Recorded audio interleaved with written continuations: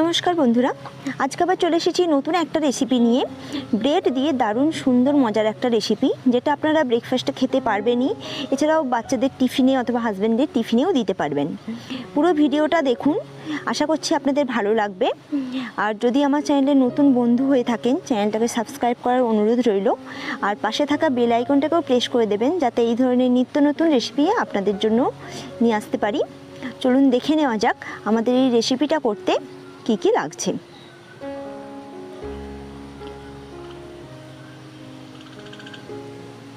প্রথমে আমি একটা কড়াই নিয়ে নিয়েছি, তার মধ্যে আমি নিয়ে নিচ্ছি 2 টেবিল চামচ সাদা, এখানে আমি সর্ষের তেল নিয়েছি, আপনারা যে কোনো তেলেই করতে পারেন। আর নিয়ে নিচ্ছি 1 চামচ আদা রসুন বাটা। এবার আদা রসুন বাটা আমি হালকা করে ভেজে নেব।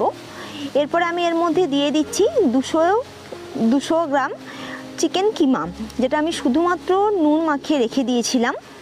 এবার চিকেনটাকে একটু ভালো মতো করে একটু ভেজে নেব, যাতে জলটা বেরিয়ে যায়, চিকেনের মধ্যে যে জলটা থাকে। এর জন্য আমি এখানে ঢাকা দিয়ে দিলাম। ঢাকা দিয়ে মোটামুটি 5 মিনিট রান্না করব, তাতে চিকেন থেকে যে জলটা সেটা অনেকটা বেরিয়ে চলে যাবে। এবার আমি এটা খুলে নিচ্ছি। দেখুন অনেকটাই জলটা মরে গেছে। এবার এর মধ্যে আমি দিয়ে দেব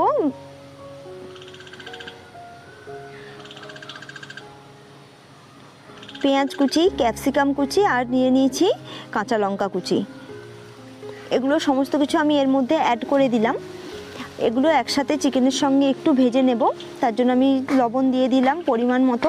মাংসে আমার আগে থেকেই লবণ দেওয়া ছিল, সেজন্য শুধুমাত্র যে পেঁয়াজ ক্যাপসিকামগুলো দিয়েছি তার মতোই লবণটা দেব। আর এটাকে খুব বেশি করে ভাজা যাবে না, যেন পেঁয়াজ এবং ক্যাপসিকাম এগুলো ক্রাঞ্চি থাকে, একদমই নরম করে ফেললে হবে না। এবার এর মধ্যে আমি দিয়ে দেব সয়া সস 1 চা চামচ। পুনরায় আমি এটাকে ভালো মতো করে মিশিয়ে দিচ্ছি। চিকেন ফিলিংটা আমার প্রায় রেডি হয়ে এসেছে। সমস্ত কিছু একসাথে মিক্স আপ হয়ে গেছে। চিকেনের কালারটা খুব সুন্দর চলে এসেছে, চিকেনও একদম প্রপারলি কুকড হয়ে গেছে। এবার আমি এর মধ্যে দিয়ে দিচ্ছি 1 মুঠো ধনেপাতা। ধনেপাতাতে দিলে অবশ্য খুব সুন্দর গন্ধ ওঠে এবং চিকেনের স্বাদটাও খুব সুন্দর হয়। এবার এটা আমার হয়ে গেছে, আমি গ্যাসের ফ্লেমটা বন্ধ করে দিচ্ছি। এবার আমি নিয়ে নিয়েছি 5টা ব্রাউন ব্রেড, আপনারা হোয়াইট ব্রেডেও করতে পারেন। এবার সমস্ত ব্রেডগুলোর আমি সাইডগুলো কেটে নেব। এভাবে দেখুন সাইডের যে ব্রেডের শক্ত অংশগুলো থাকে সেগুলোকে আমি কেটে নেব। প্রত্যেকটা ব্রেড আমি একই রকমভাবে কেটে দেব, তবে এই ব্রেড ক্রাম্পসগুলো, এই যে সাইডের যেগুলো ব্রেডের, সেগুলো আমি ফেলে দেব না, পরে আমি এগুলোকে ব্রেড ক্রাম্পস করে নেব।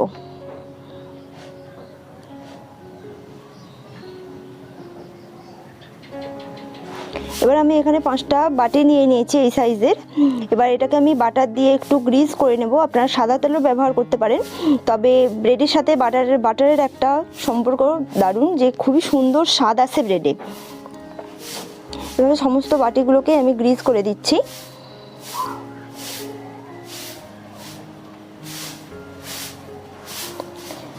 সমস্ত বাটিগুলোই আমার গ্রিস করা হয়ে গেছে। এবার আমি যে ব্রেডগুলো কেটে রেখেছিলাম সেই ব্রেডগুলোকে আমি এবার বাটির মধ্যে বসিয়ে দেব। আমি এরকম একটা হামানদিস্তার যে ডাঁটা থাকে সেটা নিয়ে নিয়েছি, এইভাবে বসিয়ে দিচ্ছি। এছাড়াও আপনারা এইভাবে একটু সাইডগুলোকে মুড়েও বাটির মধ্যে প্লেস করে দিতে পারেন। এইভাবে সমস্ত বাটিগুলোর মধ্যে আমি বসিয়ে দিয়েছি। আর একটা আমি এখানে হোয়াইট ব্রেডও নিয়ে নিয়েছি। টোটাল আমি 6 পিস ব্রেড নিয়েছি, 5টা ব্রাউন এবং একটা হোয়াইট ব্রেড নিয়ে নিয়েছি। এবার এর মধ্যে আমি যে চিকেন ফিলিংগুলো করে রেখেছিলাম সেই চিকেনের পুরগুলোকে দিয়ে দিচ্ছি, 1 চামচ করে দিচ্ছি।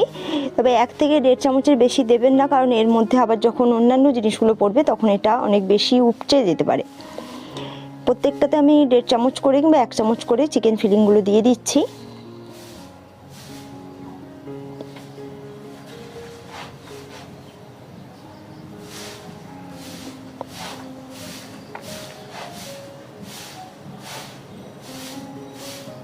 সমস্ত বাটিগুলোতেই আমার চিকেন ফিলিংটা দেওয়া হয়ে গেছে।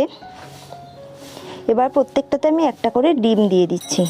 ভীষণই ফিলিং একটা ব্রেকফাস্ট, আপনারা বাড়িতে একবার চেষ্টা করতে পারেন এই ধরনের ব্রেকফাস্ট। সুন্দর তো লাগেই আর ভীষণই ফিলিং। প্রত্যেকটাতে আমি একটা করে ডিম দিয়ে দেবো।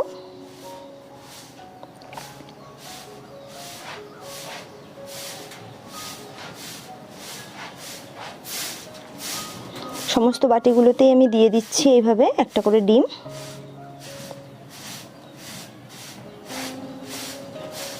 এবার আমি একটা কড়াই ওভেনে রেখে দেব। একটা কড়াইটাকে আমি এর মধ্যে কিছুটা লবণ দিয়ে দিচ্ছি এবং একটা স্ট্যান্ড দিয়ে প্রিহিট হতে রেখে দেব মিডিয়াম ফ্লেমে 10 মিনিট। আপনারা ওভেনেও করতে পারেন, ওভেনেও 160 ডিগ্রি সেন্টিগ্রেডে মোটামুটি 20 থেকে 25 মিনিটের মতো করলেই হবে। এবার আমি গ্রেট করে নিচ্ছি চিজ। আমি এই ধরনের যে ওপেনিংটা রয়েছে সেটা দিয়ে চিজটাকে গ্রেট করে নিচ্ছি, একটু মোটা মোটা হবে।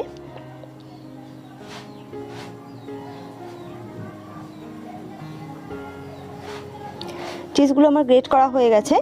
এবার এগুলোকে আমি এই বাটির মধ্যে দিয়ে দিচ্ছি। চিজটা অপশনাল, তবে চিজটা দিলে অনেক বেশি জুসি হয় এবং অনেক নরম হয় জিনিসটা, আর স্বাদ তো অসাধারণ হয়। সমস্ত বাটিগুলোর মধ্যেই আমি চিজ ফিল করে দিচ্ছি।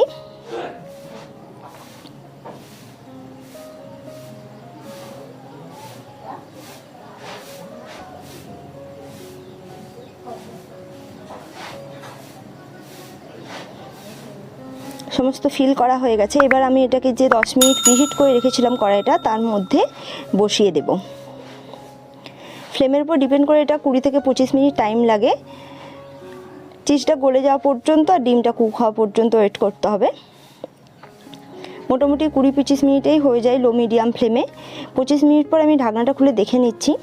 দেখুন সব পুরো চিজটাই গলে গেছে এবং ডিমগুলো আমার কিন্তু ভালো মতো করে কুক হয়ে গেছে। দেখুন আমি দেখে নিচ্ছি, ডিম কিন্তু আর লেগে আসছে না, মানে খুবই ভালো মতো করে কুক হয়ে গেছে আর কত সুন্দর একটা ইয়ামি দেখতে লাগছে। এবার প্রত্যেকটা বোলের মধ্যে আমি জাস্ট ডেকোরেশনের জন্য একটা করে ধনেপাতা দিয়ে দিচ্ছি।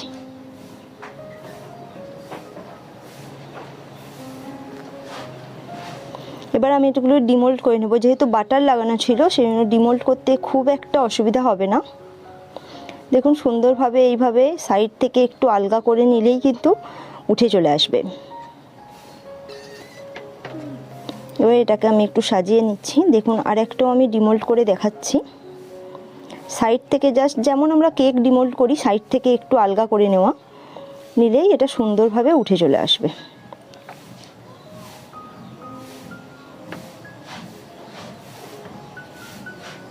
দেখুন সুন্দরভাবে উঠে চলে আসলো। খেতে তো অসাধারণই হয়। আপনারা অবশ্যই বাড়িতে একবার চেষ্টা করবেন এইভাবে বানানোর।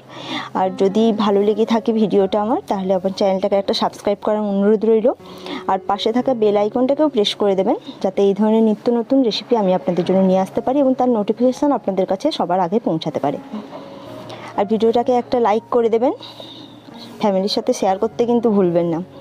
দেখুন আমি একটা কেটে দেখাচ্ছি, কত সুন্দর দেখতে লাগছে ভেতরে চিকেনের ফিলিংটা, আর অসাধারণ খেতে লাগে। ভিতরটা ভীষণই জুসি হয়।